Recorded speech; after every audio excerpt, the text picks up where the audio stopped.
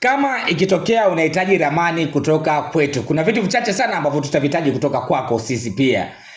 Tutahitaji nini? Iko hivi, tutataka mahitaji yako. Unataka ramani ya namna gani? Ni vitu gani unavipendelea kuwepo kwenye ramani husika, sawa? And then baada ya hapo kiwanja chako kina ukubwa gani? Basi, baada ya hapo itaonekanaje? Itakuwaje?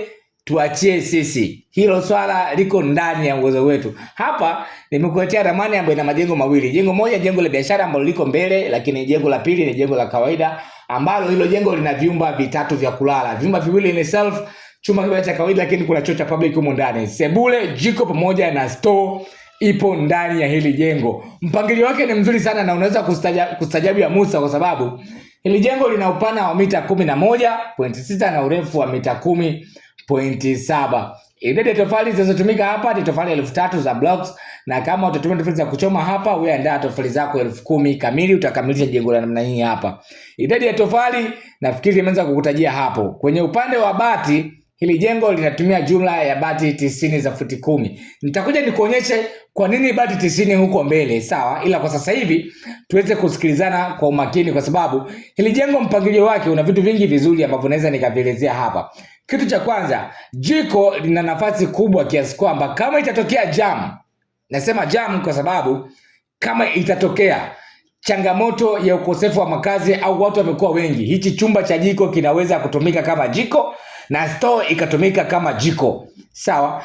Inamaanisha chumba cha jiko kitatumika kama chumba cha kawaida cha kulala, halafu store hii ndio ikatumika kwa mbadala wa jiko. Inawezekana, na kama ikifanyika hivyo, ina maana hili jengo litakuwa lina vyumba 4 ndani, lakini pia viwili self, viwili vya kawaida, sawa? Hapa sijui kama tutakuwa tumeelewana vizuri, lakini pia kwenye upande wa mbao za kenchi nafikiri tutakuwa tuko sawa sawa. Kwenye mbao za kenchi hapo zinaenda jumla ya mbao za kenchi 150 kamili, kwa sababu jengo letu limetawaliwa na gable roof. Kwa hiyo hii huwa inapunguza idadi ya mbao za kenchi, lakini pia hata bati kwa asilimia fulani.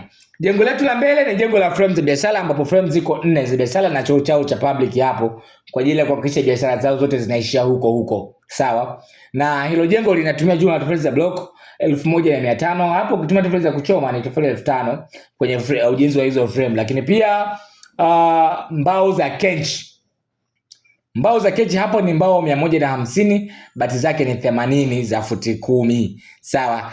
Hii kwenye frame za biashara bati kidogo linasogea mbele, linatengeneza upana tofauti na kwenye jengo, kwa sababu kwenye jengo bati zinasogea kwenda juu, ila kwenye frame zinatengeneza upana. Kwa hiyo unaweza ukajikuta jengo ni kubwa likafanana idadi ya material kwenye bati na majengo ya frame ambayo inakuwa ni machache. Kwa hiyo iko hivyo, sawa? Nikukumbushe tu ya kwamba wewe ambao unapatikana Mpanda na unatamani kupata tofali za blocks ambazo ni imara, basi hakikisha unatutafuta sisi hapo. Namba ya simu ni hiyo 0758260690. Namba hiyo inapatikana muda wote. Lakini pia kama unataka kutazama ramani kupitia WhatsApp yako kila tunapokuwa tunaziweka kwenye mitandao ya kijamii, nayo pia ni rahisi. Tutafute kwenye namba hiyo ya simu kupitia WhatsApp. Sasa hapa andika neno niunge. Unatutumia message kwa WhatsApp, unaandika neno niunge. Baada ya hapo tutakupatia link, na kupitia link hiyo utaweza kujiunga na WhatsApp channel yetu na utaweza kutazama ramani kila tunapokuwa tunaziweka kwenye mitandao ya kijamii. Ni rahisi sana kufanya hivyo, kwa sababu unapokuwa unatazama ramani kupitia WhatsApp yako, pengine unaweza usitumie bado lako la kawaida ikawa ni bure, kwa sababu kuna baadhi ya mitandao mingine ya WhatsApp wanatumia free, sawa? Kwa unaweza kawa ni bure, lakini kama uko online tu unapata kutazama ramani kila tunapokuwa tunaziweka kwenye mitandao ya kijamii, sawa? Lakini pia kama utakuwa unataka hadi mbao za kenchi, kama uko Mpanda mbao za kenchi zipo, hadi bati tunakupatia sisi. Kwa hiyo hakuna kitu cha kuhangaika tena kwa watu wa Mpanda. Hili swala tunakuja kuwa limesolviwa kirahisi sana. Na muonekano wa jengo la nyuma inaonekana hapo. Nikukumbusha tu, hakikisha umesubscribe katika YouTube channel yetu. Videos ni nyingi sana ambazo tunaendelea kuziweka hapo.